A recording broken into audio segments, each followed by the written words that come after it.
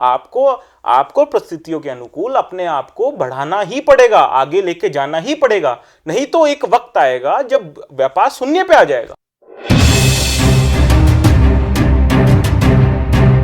Corona संकट के चलते देश को लॉकडाउन किया गया, जिसका दूसरा कोई विकल्प भी मौजूदा समय में भारत ही नहीं बल्कि पूरी दुनिया के पास अभी तक नहीं है। साथ में इससे देश की अर्थव्यवस्था को बहुत नुकसान हो रहा है, पर सरकार अपने देशवासियों की जान को तरजीह देकर हर नुकसान को उठाने को भी तैयार है। लेकिन सरकार के अलावा ये देश के छोटे बड़े व्यवसायियों के लिए भी मुश्किल समय है। हमने देश के छोटे स्तर पर व्यवसाय करने वालों के साथ क्या दिक्कतें हैं और वो इस समय में क्या कर सकते हैं, साथ में इसका कैसे सामना करें, इसको लेकर हमने युवा व्यवसायी देवेश गुप्ता से बातचीत की। जाने उन्होंने क्या अपने अनुभव हमारे साथ साझा किए और क्या सुझाव दिए हैं। देव जी, सबसे पहले तो खबर इंडिया लाइव में आपका स्वागत है। देव जी, अभी जो लॉकडाउन चल रहा है, बिजनेस टोटली बंद है, इसका जो अपर क्लास बिजनेसमैन है, लोअर क्लास बिजनेसमैन है, जो बिल्कुल छोटे बिजनेसमैन है और जो मिडिल क्लास बिजनेसमैन है, उन सबकी लाइफ पे क्या फर्क पड़ेगा आपके हिसाब से? देखिए, जब कोई भी आपदा आती है तो उसका फर्क तो सभी पे पड़ता है, चाहे वो कितना बड़ा हो चाहे कितना छोटा हो। आपदा बड़े और छोटे को देखकर तो आती नहीं, वो तो सब पे बराबर आती है। जो कोई बड़ा बिजनेसमैन है, छोटा बिजनेसमैन है, सबको इसके प्रभावित होना पड़ेगा। देखिए, हाँ, ये जरूर है कि कोई अगर बड़ा बिजनेसमैन है तो उसको उभरने में साल, 2 साल, 3 साल में उभर जाएगा वो। अगर कोई छोटा बिजनेसमैन है तो वो उसी रूप में उसको उतना ही ज़्यादा समय लगेगा उसको उभरने में। ये तो सच्चाई है कि जिसके पास जितनी ज़्यादा रोटी होगी उतनी ही लेट खत्म होगी। तो ये तो संसार का नियम है जो कि चल रहा है और चलता रहेगा। तो जो छोटे बिजनेसमैन हैं, जो बिल्कुल छोटी सी पूंजी से अपना काम चलाते हैं, उन लोगों को ये लॉकडाउन मेरे ख्याल से, जिसका कोई विकल्प भी नहीं है, क्योंकि सरकार इसकी जगह कुछ और कर सकती थी। लॉकडाउन की जगह लॉकडाउन ही करना था, क्योंकि देश के अंदर कोरोना है जैसी स्थिति है और बड़े बड़े देश इससे प्रभावित हैं। लेकिन इसके बाद क्योंकि देश को ही बहुत बड़ा फर्क पड़ने वाला है, तो उन लोगों की जीवन पर क्या असर पड़ सकता है आपके हिसाब से? लॉकडाउन तो होना जरूरी था और ये हुआ, ये बहुत ही अच्छी बात है। देखिए, इससे जीवन पे, अर्थव्यवस्था पे फर्क तो पड़ेगा। और देखिए, जीवन है तभी अर्थव्यवस्था है। अगर जीवन ही नहीं रहेगा तो फिर किस चीज़ की अर्थव्यवस्था? अगर मेरे पास करोड़ों रुपए हैं और मेरा जीवन ही नहीं है तो वो मेरे लिए बेकार है। उसी तरह लॉकडाउन का फैसला जनहित में था और इसका सभी को समर्थन करना चाहिए। बात रही अर्थव्यवस्था की, तो देखिए, अर्थव्यवस्था पे एक नकारात्मक फर्क पड़ा है और धीरे धीरे ये उभर भी जाएगी। देखिए, कोई चीज़ परमानेंट नहीं होती है, उसको समय लगेगा लेकिन उभर जाएगी। एक आपने सोशल मीडिया पे वीडियो डाला था, क्रॉनिक कैपिटल, किस तरीके से जो बिजनेस के फॉर्मेट पिछले कुछ सालों में बदले हैं, उनका असर छोटे बिजनेस करने वाले लोगों के तरीके ऊपर पड़ा है। अगर लोग अपनी खरीदारी का थोड़ा तरीका बदल लें तो उससे उन लोगों का बिजनेस दोबारा से सर्वाइव हो सकता है, कुछ परसेंटेज उसमें सुधार हो सकता है। वो मैं चाहूंगा एक बार थोड़ा सा मॉडल या जो चीज़ है वो दर्शकों के साथ आप शेयर करें। देखिए, क्या होता है, हर आदमी को सहूलियत चाहिए होती है। तो सहूलियत के लिए अगर मान लीजिए मुझे कुछ खाना है और मैं बाहर नहीं जा सकता उस चीज़ को खाने के लिए, तो मैं चाहूँगा कि वो मेरे घर पे आ जाए। तो वो इसलिए मैं जोमेटो, स्विगी ऐसे ब्रांड्स को अपने फ़ोन में ऐप्स के थ्रू मंगवा लेता हूँ। ये मेरी सहूलियत है और ये इंसान को सहूलियत के अनुसार काम करता है, ये उसका ह्यूमन नेचर है, इसमें कोई बुराई भी नहीं है। लेकिन क्या है कि इसमें क्या है कि ये अगर ये हमारी ये जितनी भी कंपनियां हैं, अगर ये भारतीय होती और रोजगार इससे बढ़ रहा होता तो बहुत अच्छी बात थी, लेकिन इससे ये नहीं हो रहा है। तो हमारे जो छोटा व्यापारी है उसको बचाने के लिए हम कुछ चीज़ों में, पूर्ण रूप से तो नहीं हो सकता लेकिन कुछ हद तक जहाँ तक हम कर सकें, हमें करना चाहिए कि हम अपनी नज़दीक वाली दुकान से सामान खरीदें। देखिए, क्या है कि अगर हम अपनी नज़दीक वाली दुकान से अगर सामान खरीदेंगे तो उसके पास 2 पैसे की कमाई होगी, और वो जो अगर 2 पैसे की कमाई करता है तो वो हमारे ही बाजार में खर्च करेगा, तो उससे 2 पैसे की किसी और की कमाई होगी।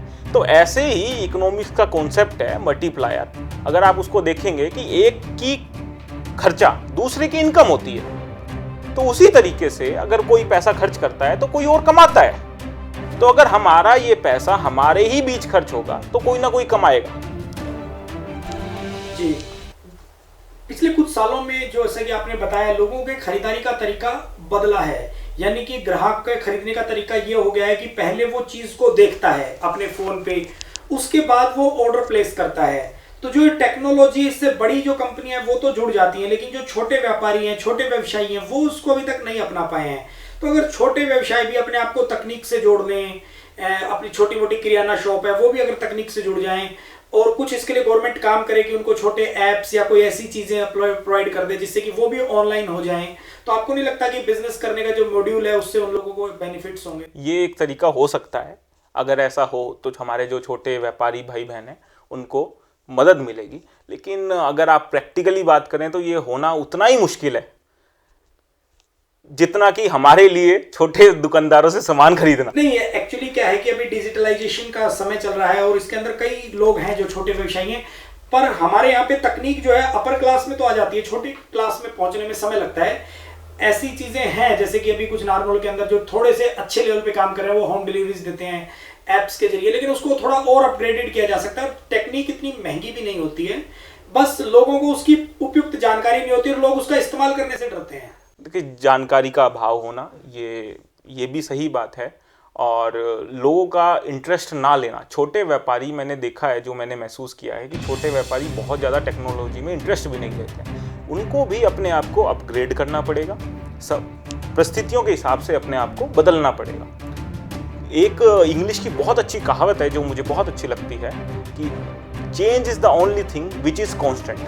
बदलाव ही एक ऐसी चीज़ है जो कि स्थिर है। तो समय के अनुकूल बदलाव बहुत जरूरी है। छोटे व्यापारी को भी अपने आप को इन बदलावों के अनुकूल अपने आप को ढालना पड़ेगा और अपना व्यापार करना पड़ेगा। जी, थोड़ी देर टाइम पहले हमने सोचा था कि कुछ हमारा नॉर्मल छोटा सा शहर है, इसके अंदर हम लोग करते हैं ऐसा कुछ, तो हमने कुछ टेक्निकली कुछ लोगों को गाइड करने की कोशिश की कि आप ऐसा कर सकते हैं, ऐसा कर सकते हैं। तो मुझे ऐसा देखने को मिला कि लोग तकनीक में इंटरेस्टेड नहीं है, वो सोच रहे हैं बिजनेस काम है, ज्यादा है, जैसा भी है चल रहा है। तो साइकोलॉजिकली हम लोग, जैसे कि आप यहीं से हैं, अभी आप गुड़गांव शिफ्ट हो गए हैं, तो गुड़गांव तकनीक के मामले में, हर चीज़ के मामले में हमसे बहुत एडवांस है। तो आपको क्या लगता है कि यहाँ के लोगों को उसको अपनाने में, या उनको कुछ गाइड करना चाहें आप कि उनको तकनीक से जुड़ना चाहिए, तकनीक को सीखना चाहिए? क्योंकि आजकल जरूरी नहीं कि स्कूल में जाकर ही सीखे, बहुत सारे प्लेटफॉर्म है, यूट्यूब्स वगैरह पे ट्यूटोरियल्स, अनेक माध्यम से सीख सकता है आदमी अगर चाहे तो तकनीक से जुड़ जाए अगर व्यापारी, तो आपको क्या लगता है कि कुछ उनको और फायदा हो सकता है? बिल्कुल बिल्कुल, बदलाव को हम रोक नहीं सकते। बिल्कुल बिल्कुल। देखिए, फिर से एक इंग्लिश की कहावत है कि if you are not upgrading it means you are downgrading. अगर आप आगे नहीं बढ़ रहे हैं तो आप पीछे हो रहे हैं। बिल्कुल स्पष्ट ये दर्शाता है कि अगर आप टेक्नोलॉजी के रूप में या सामाजिक बदलाव के रूप में आप अपनी सोच को आगे नहीं बढ़ा रहे हैं तो इसका मतलब आप पीछे हट रहे हैं। धीरे धीरे आपका व्यापार सीमित होता जा रहा है। आपको परिस्थितियों के अनुकूल अपने आप को बढ़ाना ही पड़ेगा, आगे लेके जाना ही पड़ेगा, नहीं तो एक वक्त आएगा जब व्यापार शून्य पे आ जाएगा। लॉकडाउन के ड्यूरिंग जो व्यापारी मित्र हैं, जो लोग छोटे बिजनेसमैन हैं या बहुत छोटे बिजनेसमैन हैं जो अपना डे टू डे काम करते हैं, जो भी लोग दिक्कतों का सामना कर रहे हैं, जो थोड़े से ऊपर के लेवल के बिजनेसमैन हैं, उन सबको आप इस विकट परिस्थिति में क्या मैसेज देना चाहेंगे? किस तरीके से वो इस परिस्थिति का सामना करें? देखिए, संयम रखें। इस परिस्थिति के शिकार सभी हैं। एक नेचुरल क्लैमिटी है तो हम सभी को झेलनी है। व्यवस्थाएं ठीक होंगी, आज नहीं तो कल होंगी। मैं हरदम कहता हूँ time is the best healer, और जब व्यवस्था सही होंगी सब कुछ सही हो जाएगा, अर्थव्यवस्था भी सही हो जाएगी। तो इस सिचुएशन में पैनिक ना करें। लॉकडाउन के ड्यूरिंग आप अपना समय कैसे व्यतीत कर रहे हैं? जैसे सभी लोग कर रहे हैं आजकल, सब फ्री हैं और अपने परिवार के साथ समय बिताइए, बच्चों के साथ समय बिताइए, खेलिए, घर में रहिए। घर में रहना भी कभी कभी अच्छा होता है। तो हमसे बातचीत करने के लिए और अपने अनुभव शेयर करने के लिए आपका बहुत बहुत धन्यवाद। मुझसे बात करने के लिए बहुत बहुत